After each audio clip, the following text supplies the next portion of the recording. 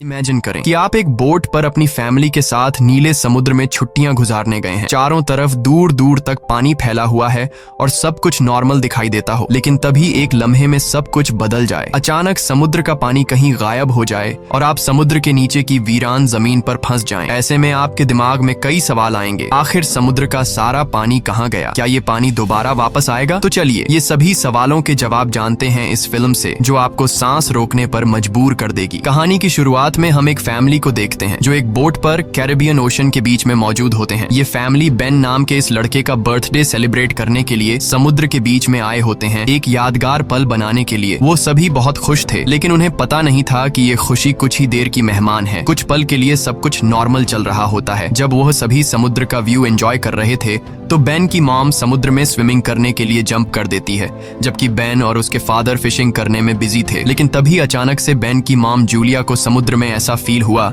जैसे कोई बड़ी सी चीज उसके आसपास चक्कर लगा रही हो। जब वह यहाँ वहाँ देखती है तो उसे कुछ भी नहीं दिखाई देता, लेकिन तभी अचानक से कोई उसे समुद्र के नीचे खींच लेता है और साथ ही उनके बोट पर जो इक्विपमेंट्स हैं वह तेजी से यहाँ वहाँ डायरेक्शन चेंज करने लग जाते हैं, जैसे कुछ बड़ा हो रहा हो। बेन और टॉम इस बदलते हालात को अच्छी तरह समझ नहीं पाते क्योंकि वह फिशिंग करने में बिजी होते हैं। वही जूलिया देखती है कि वह अपने बोट से कुछ ही सेकंड्स में काफी दूर आ गई है और वह डूब रही है। वह खुद को बचाते हुए टॉम को जोर जोर से आवाजें देने लगती है, लेकिन जूलिया बोट से काफी दूर होने की वजह से उस पर किसी का भी ध्यान नहीं जाता। और यहाँ पर जूलिया को फील होता है कि समुद्र का पानी तेजी से पीछे की तरफ जा रहा है। जूलिया अपनी बेटी कैसी को आवाज देने लगती है, लेकिन कैसी हेडफोन लगाकर सनलाइट एंजॉय कर रही होती है। बेन, कैसी और टॉम को बिल्कुल भी नहीं पता होता कि जूलिया स्विमिंग करने समुद्र में उतरी है। जूलिया धीरे धीरे उनसे और दूर होती जा रही थी, लेकिन तभी खुशकिस्मती से टॉम को हल्की सी जूलिया की आवाज सुनाई देती है। वह जूलिया को देख लेता है और टॉम उसे बचाने के लिए फौरन पानी में जंप कर देता है। दूसरी तरफ बेन बोट का इंजन स्टार्ट करके उनके पास ले जाता है। लकीली टॉम जूलिया को डूबने से बचा लेता है। जब वह बोट के करीब पहुंचते हैं तो उसके बाद बेन और कैसी उन दोनों को बोट के ऊपर खींच लेते हैं और इस तरह से जूलिया की जान बच पाती है। अब बोट पर टॉम अपनी बेटी कैसी पर गुस्सा करता है। वह कहता है कि तुम्हारा ध्यान कहाँ था? मैंने तुमसे कहा भी था कि जब तुम्हारी मॉम स्विमिंग करने समुद्र में उतरेगी तो तुम्हें उस पर नजर रखनी है। कैसी सॉरी करती है और कहती है कि मैंने हेडफोन पहन रखे थे।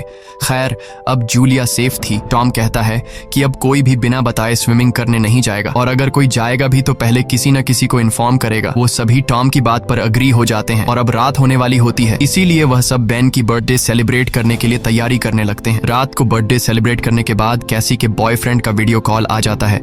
कैसी उसे बताती है कि वो सभी बोट में काफी एंजॉय कर रहे हैं, लेकिन उसका बॉयफ्रेंड कैसी से कहता है कि तुम सभी को जल्दी से सरफेस पर आना चाहिए। यहाँ टीवी में बता रहे हैं कि कुछ बहुत ही बड़ा होने वाला है जो पूरी दुनिया के लिए बहुत ही अनयूजुअल होगा। ये सुनते ही कैसी नोटिस करती है कि उसके बॉयफ्रेंड के पीछे शहर में बहुत बड़ा तूफान आ रहा है। वह ये देखकर थोड़ी परेशान हो जाती है क्योंकि उस समय ये लोग सेफ जगह पर तो बिल्कुल भी नहीं थे। वह उससे और भी बातें करने लगती है कि तभी अचानक इन दोनों का कनेक्शन कट जाता है। ये बात वह जाकर अपनी मॉम डैड को बताती है, जिसके बाद ये लोग अपनी बोट की सेफ्टी चेक करने लगते हैं। जो चेक करते हुए ये लोग नोटिस करते हैं कि उनके बोट के आसपास बहुत सारी वेल और शार्क फिश मंडरा रही हैं, जबकि इस एरिया में वेल्स या फिर शार्क मछली बिल्कुल भी नहीं पाई जाती है। टॉम एक ओशन एक्सप्लोरर था, इसीलिए वह जानता था कि वेल या शार्क ऐसा किसी बड़े भयानक तूफान के आने से पहले ही करती हैं। आने वाले भयानक तूफान का अंदाजा तो हो ही चुका था, लेकिन उससे पहले उन्हें शार्क से निपटना था। उससे पहले कि वह कुछ कर पाते तभी इस दौरान उनकी बोट को एक जोरदार झटका लगता है। वह सभी बहुत घबरा जाते हैं। टॉम समझ जाता है कि बोट के निचले हिस्से के साथ कोई बड़ा क्रीचर टकरा गया है, जिसे चेक करने के लिए टॉम नीचे पानी में जाता है। वह देखता है कि बोट के नीचे बहुत बड़ा डेंट आ चुका है, जो कि जरूर किसी बड़ी शार्क ने दिया था। ये चेक करने के बाद जब टॉम वापस ऊपर आता है तो उसके कंधे पर बहुत ही गहरा चोट आया होता है। ये देखकर जूली उसके जख्मों पर स्टिचेस लगाती है। यहाँ पर टॉम अपनी फैमिली को बताता है कि शार्क के दिए इस डेंट की वजह से इंजन खराब हो गया है, अब हम बोट को आगे नहीं ले जा पाएंगे। वह सभी समुद्र के बीचों बीच फंस चुके हैं और अब उनके पास सिर्फ यही ऑप्शन रह गया था कि यह किसी को मदद के लिए बुलाए। लेकिन केसी जब बाहर मदद के लिए कॉल करने के लिए आई तो सिग्नल भी नहीं थे। उनकी बोट का कम्युनिकेशन कोई भी सिग्नल पकड़ नहीं रहा था। वह सभी बहुत परेशान थे कि अचानक से यह सब कुछ बंद क्यों पड़ गए। अब इस मुश्किल वक्त में टॉम अपने खाने पीने का सामान चेक करता है उनके पास सिर्फ 4 दिन तक का खाना था और कुछ भी नहीं, लेकिन जिंदा रहने की एक छोटी सी उम्मीद उन्हें इस बात की थी कि यह लोग एक शिपिंग रूट पर थे और यहाँ से कोई न कोई शिप इन्हें गुजरते हुए देख लेगा, जिसके बाद वह इसे बचा लेंगे। अब उनकी इन्हीं बातों के दौरान उन्हें बाहर से एक जोरदार आवाज सुनाई देती है। जब उन्होंने बाहर जाकर देखा तो एक बड़ा सा मीटियोरॉइड इन्हीं की तरफ आ रहा था। वह उनकी शिप से टकरा सकता था और उससे बचने के लिए टॉम जल्दी से अपनी बोट का इंजन स्टार्ट करता है, लेकिन वह जानता था कि अगर उसने ऐसा किया तो उसकी बोट बर्बाद हो जाएगी और ऐसा ही होता है। उनकी बोट का इंजन पूरी तरह से डैमेज हो गया, लेकिन उनके पास कोई दूसरा ऑप्शन था ही नहीं। अगर वह इंजन स्टार्ट करके बोट को आगे नहीं ले जाता तो वह मीटियोरॉइड सीधा इनसे टकरा जाता। टॉम देखता है कि आसमान में से गिरने वाली ये ऑब्जेक्ट्स असल में सैटेलाइट थीं, इसीलिए अचानक रेडियो और टेलीफोन्स के सिग्नल्स ने काम करना छोड़ दिया है। वह सभी इस हादसे से पूरी तरह संभल नहीं पाए थे कि तभी एक दूसरा मीटियोरॉइड भी उनकी तरफ बढ़ने लगा। अब अपने आप को बचाने के लिए ये लोग कुछ और कर नहीं सकते थे, इसीलिए ये बोट के निचले हिस्से में जाकर लाइफ जैकेट पहन लेते हैं ताकि अगर बोट पलट भी जाए तो वो सभी पानी में डूबे नहीं। जब वह बोट के अंदर होते हैं तो बोट बहुत ही तेजी से झटके खाने लगती है। वह सभी समझ जाते हैं कि अब यह लोग बच नहीं पाएंगे। तभी अचानक इन लोगों को एक जोरदार आवाज सुनाई दी और यह सभी बेहोश हो जाते हैं। जब इन्हें होश आया तो ये लोग पाते हैं कि ये लोग जिंदा थे। हालांकि इन्हें चोटें जरूर आई थीं, मगर हैरानी की बात यह थी कि अब उनकी बोट के अंदर कहीं छोटी बड़ी सुराखें हो चुकी थीं, लेकिन उससे पानी अंदर नहीं आ रहा था। अब जब यह पूरी फैमिली अपने बोट से बाहर आकर देखती है तो यह नज़ारा देखकर वह सभी हैरान रह जाते हैं। वह देखते हैं कि उनकी बोट के नीचे पानी ही नहीं, उनकी बोट के आसपास जमीन पर मछलियां पड़ी थीं और उनकी बोट एक वीरान पहाड़ी इलाके में थी, जैसे यह लोग किसी दूसरी दुनिया में आ गए हों। यह जगह पूरी तरह से बदल चुकी थी। जहां कल रात तक पानी था वह जगह अब ऊंचे ऊंचे पहाड़ों और गड्ढों की तरह दिख रही थी। वह सभी जल्दी यह बात रियलाइज कर लेते हैं कि वह किसी डिजर्ट में नहीं बल्कि वह अभी भी समुद्र के बीचों बीच है। बस समुद्र का सारा पानी यहाँ से किसी दूसरी जगह शिफ्ट हो गया है। अब टॉम जल्दी से अपना कंपास निकालता है और डायरेक्शन देखने लगता है और वह समझ जाता है कि यह जरूर धरती के साथ कुछ गड़बड़ हुई है। धरती के पोल चेंज हो गए हैं। नॉर्थ पोल की जगह साउथ पोल आ गया था, जो कि साउथ पोल की जगह नॉर्थ चला गया था और इसीलिए जहां पर पहले जमीन पर लोग बसते थे समुद्र का सारा पानी वहां पर चला गया है और अब समुद्र की जगह जमीन बन चुकी थी। इस चीज का पता लगने के बाद यह सब लोग हैरान रह गए। एक और भयानक बात टॉम ने उन्हें यह बताई कि इस सब के बीच जो इंसान जिंदा जमीन पर थे वह सभी मारे गए होंगे। केसी को यह बात बहुत ज्यादा तकलीफ देती है। वह अपने आप को कैबिन में बंद कर लेती है क्योंकि उसे पता चल चुका था कि उसका बॉयफ्रेंड अब इस दुनिया में नहीं रहा। लेकिन अब एक और बात थी जो कुछ ही देर बाद उन्हें पता चलने वाली थी और वह बात सुनकर उनके होश उड़ने वाले थे। खैर अब जूली यहाँ पर बचे हुए खाने को इकट्ठा करने लगती है और बेन अपने बर्थडे के सारे बलून हवा में उड़ाता है ताकि अगर कोई जिंदा हो तो वो उनके पास आ जाए और वो सब मिलकर इस सिचुएशन का सामना करें। उसके बाद टॉम रेडियो के जरिए किसी से कांटेक्ट करने की कोशिश करता है। उम्मीद तो उसे ये थी कि सामने से कोई रिस्पॉन्स नहीं आएगा, लेकिन सरप्राइजिंगली उसे रिस्पॉन्स मिलता है। ये रिस्पॉन्स उसे एक कैप्टन ने दिया था जिसका नाम नाटो है और वो भी समुद्र के शिफ्ट होने की कहानी जानता था क्योंकि वह भी टॉम की फैमिली की तरह अपनी सबमरीन में था। टॉम कैप्टन से पूछता है कि अब इस सिचुएशन में हमें क्या करना चाहिए। यहाँ कैप्टन इन सभी को वह बात बताता है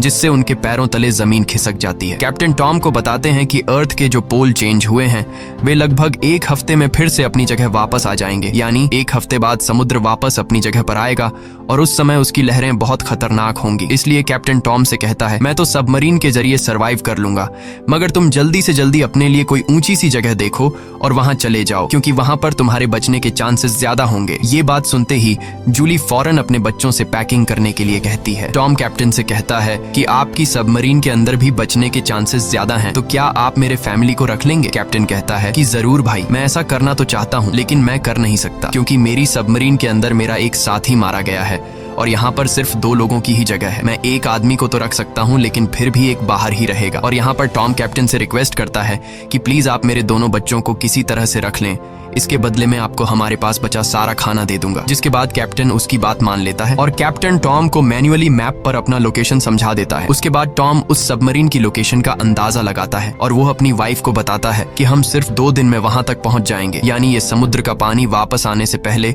हम अपने बच्चों को सही सलामत वहां तक पहुंचा सकते हैं और इस तरह से हमारे दोनों बच्चों की जान बच सकती है। अगली सुबह ये पूरी फैमिली अपने सफर के लिए तैयार थी। तो टॉम देखता है कि दूर से एक अजीब सा आदमी अपने डॉग के साथ उनकी तरफ चला आ रहा है। टॉम देखता है कि वह आदमी घायल है, इसलिए टॉम ने उसकी मदद करनी चाहिए। वो पानी की बोतल लेकर उसके पास जाता है। इस आदमी ने टॉम का पानी पीने के बाद उसका शुक्रिया अदा करने के बजाय उल्टा उस पर अटैक कर लेता है और ये चीज दूर खड़ी जूली भी देख लेती है। तो आदमी अपने पास पड़े हुए चाकू से टॉम पर हमला करके उसकी जान ले लेता है। उसके बाद वो आदमी जूली की तरफ बढ़ता है। अब अपने हस्बैंड को तो वो नहीं बचा पाई, लेकिन जल्दी से वो बोट के अंदर जाती है और कैबिन में अपने दोनों बच्चों को लॉक कर देती है। उसके बाद वो केसी को एक फ्लेयर गन देती है और कहती है कि इसका यूज तब करना जब हम बहुत ही मुश्किल हालत में हों। अब ये बात कर ही रहे थे कि वह आदमी उनकी बोट तक भी पहुंच जाता है और उससे बचने के लिए जूली बाथरूम के अंदर चली जाती है। अब यहाँ पर वो किलर उनकी बोट पर सर्च करना शुरू कर देता है और जैसे ही उसे यहाँ खाना मिलता है वह खाना शुरू कर देता है। वह खाने पर ऐसा टूट पड़ता है जैसे वह पिछले कई दिन से भूखा हो। खाना खाने के बाद जब वह जूली को ढूंढने लगता है,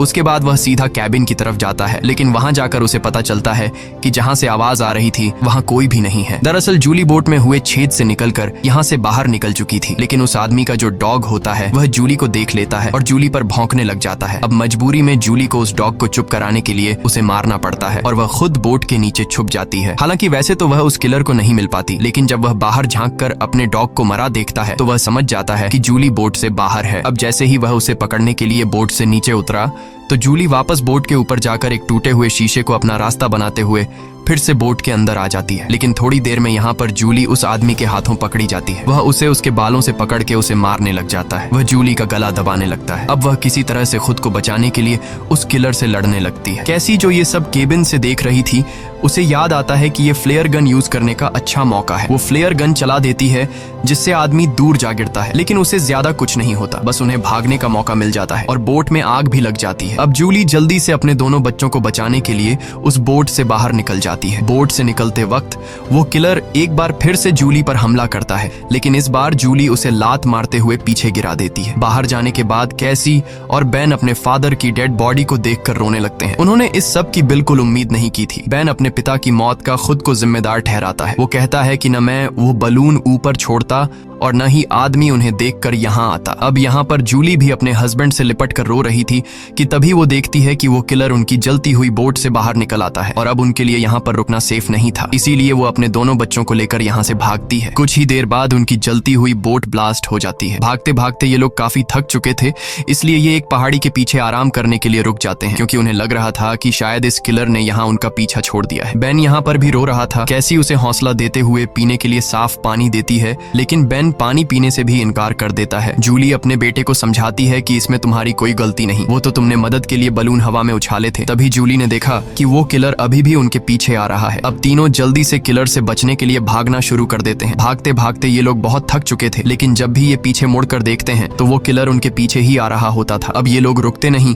लगातार भागते रहते हैं और एक ऐसी जगह पहुंच जाते हैं जहां पर जहरीला पानी मौजूद था। यहाँ से जाते वक्त उन्हें कुछ भी हो सकता था, लेकिन जूली अपने बच्चों को यहीं से गुजरने का हुक्म देती है। जहरीले एसिड से गुजरने के बाद उनकी हालत काफी खराब हो गई थी और जूली को एहसास हुआ कि बेन डिहाइड्रेट हो चुका है। उनके पास पानी की कुछ आखिरी बूंदें थीं जो उन्होंने बेन को दी, लेकिन इतने थोड़े पानी से उसकी प्यास नहीं बुझी। अब यहाँ पर कैसी हिम्मत हार चुकी थी। वो कहती है, हम सब जिस तरफ बढ़ रहे हैं शायद वहाँ पर सबमरीन होगी भी या नहीं, लेकिन जूली उसे डांटती है कि चुप करो और जो मैं कह रही हूँ वैसा ही करो। हम लोग आगे बढ़ेंगे और मुझे पता है कि मैं तुम्हें बचा लूंगी। जूली के कहने पर वो लोग फिर से चलना शुरू करते हैं और आगे बढ़ने पर उन्हें एक प्लेन दिखाई देता है जो सालों पहले तबाह होकर समुद्र में गिर गया होगा। ये लोग प्लेन के अंदर छिप जाते हैं और जूली एक आखिरी बार अपनी फैमिली फोटो देखती है जो उन्होंने कल रात ली थी। उस फोटो को देखकर सभी लोग टॉम को याद करते हैं। इन तीनों को यकीन नहीं हो रहा था कि एक ही दिन में उनके साथ क्या से क्या नहीं हुआ। अब रात काफी हो चुकी थी और ये लोग थक भी चुके थे। कैसी और बेन सो चुके थे। तभी किसी की आवाज से केसी की आंख खुल जाती है। वो बाहर देखने आती है तो देखती है कि वही किलर उनके पीछे आ रहा है। अब इन तीनों को इस किलर से हर हाल में जान छुड़ानी थी, इसीलिए कैसी उसी जगह पर बैठकर सोने का नाटक करती है। किलर समझता है कि वो सो रही है और जैसे ही वो अटैक करने आता है जूली मौका पाकर पीछे से वार करती है। इस बार जूली बहुत गुस्से में थी। वो उस पर इतने हमले करती है कि उसकी जान ले लेती है। आखिरकार उनका ये खतरा टल जाता है और जूली सुकून की नींद सो जाती है। सुबह जब वो उठते हैं तो देखते हैं कि किलर की बॉडी बहुत बुरी हालत में है। किसी क्रीचर ने उसे काट काट कर अंदर से खोखला कर दिया था, जिससे उन्हें अंदाजा हो गया कि यहाँ आस पास खतरनाक जीव है। अब उन्हें जल्दी से वहां पहुंचना था जहां कैप्टन की सबमरीन थी। जूली अपना मैप देख रही थी। दूसरी तरफ बेन पानी की तलाश में भटक रहा था। आगे जाकर वो पानी देखता है और बिना सोचे समझे पीने लगता है। जूली ने मना किया था क्योंकि वो तालाब जहरीला था, लेकिन बेन इतना प्यासा था कि उसने जूली की बात न मानी। जूली उसे देखती है और दौड़कर पानी पीने से रोक लेती है, लेकिन तब तक वो काफी पानी पी चुका था। थोड़ी देर बाद बेन बीमार हो गया और चलने की हालत में नहीं था, इसीलिए जूली और केसी वहां पर एक शेल्टर बनाते हैं और कुछ देर आराम करते हैं। तभी जूली को अजीब आवाजें सुनाई देती हैं। जब वो बाहर जाकर देखती है तो उसे पता चलता है कि ढेर सारे क्रैब्स उनकी तरफ बढ़ रहे हैं, जिनसे बचने के लिए उन्होंने भागना शुरू किया। थोड़ा आगे चलने के बाद कुछ दूरी पर उन्हें एक बहुत बड़ी शिप नजर आई। ये एक कार्गो शिप थी जिसके अंदर बहुत सारे कंटेनर्स भी थे। इन कंटेनर में ही बहुत सारे लोगों ने पनाह ली हुई थी। इन तीनों को देखते ही वो सभी कंटेनर में जाकर छुप गए। दरअसल वो इन तीनों से नहीं भागे, बल्कि उनके पीछे केकड़े आ रहे थे। ये तीनों कंटेनर के पास जाकर गिड़गिड़ाने लगते हैं और दरवाजा खोलने की रिक्वेस्ट करते हैं, लेकिन वो उनके लिए दरवाजा नहीं खोलते। दूसरी तरफ केकड़ों की एक बहुत ही बड़ी सेना उनके पीछे थी, इसीलिए अब उनको खुद कुछ करना होगा। उनके पास कोई और रास्ता तो था नहीं, इसलिए जूलियन और उसके दोनों बच्चे कंटेनर के ऊपर चढ़ने का फैसला कर लेते हैं। जूलियन पहले अपने दोनों बच्चों को कंटेनर के ऊपर चढ़ाती है। अब जूलियन जैसे ऊपर चढ़ती है तो एक केकड़ा आकर उसे पैर पर काट लेता है, लेकिन वो जैसे तैसे करके उसे अपना पांव छुड़ाकर ऊपर चढ़ जाती है। अब जूलियन अपने जख्म को अपने स्कार्फ से बांध लेती है, जिसके बाद वो बेहोश हो जाती है। केसी और बेन देखते हैं कि वो केकड़े उस कंटेनर को काटते हुए उसके अंदर चले गए और उसके अंदर मौजूद लोगों पर इन केकड़ों ने हमला कर दिया। अब वो लोग अपने पास मौजूद हथियारों से उन केकड़ों को मारने की कोशिश तो करते हैं, लेकिन केकड़ों की तादाद बहुत ज्यादा थी। ये लोग उनके सामने नहीं टिक पाते और केकड़े कंटेनर के अंदर मौजूद सभी लोगों को मार देते हैं। अगली सुबह जूलियन को होश आया। उसने देखा कि उसके दोनों बच्चे यहाँ नहीं हैं। वो बुरी तरह से डर गई कि कहीं मेरे बच्चों को कुछ हो नहीं गया हो, लेकिन तभी दूर से उसे केसी और बेन आते हुए दिखाई दिए, जो असल में खाने पीने और हथियार की तलाश में गए हुए थे। खैर, अब यहाँ पर वो केकड़े भी नहीं थे। अब जूलियन अपने केकड़े के कांटे जख्म को ठीक करती है, जबकि बेन कंटेनर के अंदर मरे हुए लोगों के वेपन्स कलेक्ट कर लेता है ताकि उससे खुद की सेफ्टी के लिए यूज कर सकें, और वहाँ उन्हें थोड़ा बहुत खाना भी मिल जाता है। खैर, इसके बाद जूलियन कैप्टन से कांटेक्ट करती है, जिस पर वो बताता है कि मेरे ऊपर भी इसी क्रीचर्स ने अटैक कर दिया है और अब मैं बहुत ज्यादा जख्मी हूँ, मैं तुम्हारी मदद नहीं कर सकता। और साथ ही वो जूलियन को ये भी बताता है कि अब समंदर का पानी बहुत जल्द वापस फिर से अपनी जगह पर आने वाला है, इसीलिए तो ये सी क्रीचर फिर से यहाँ वापस आ गए हैं। जूलियन रोने लग जाती है क्योंकि इन लोगों को ये भी नहीं पता था कि सबमरीन तक जाने के लिए उन्हें कौन सी डायरेक्शन में जाना है, क्योंकि सारी रात भाग दौड़ में उनका मैप भी कहीं गिर गया था। इसलिए कैप्टन उनकी आसानी के लिए अपनी फ्लेयर गन से हवा में फायर करता है और बेन उसे देख लेता है, मगर वो जगह उनसे बहुत दूर थी। ये लोग तेजी से सबमरीन की तरफ बढ़ने लगते हैं, लेकिन अभी तक वहां तक पहुंचना नामुमकिन लगने लगा,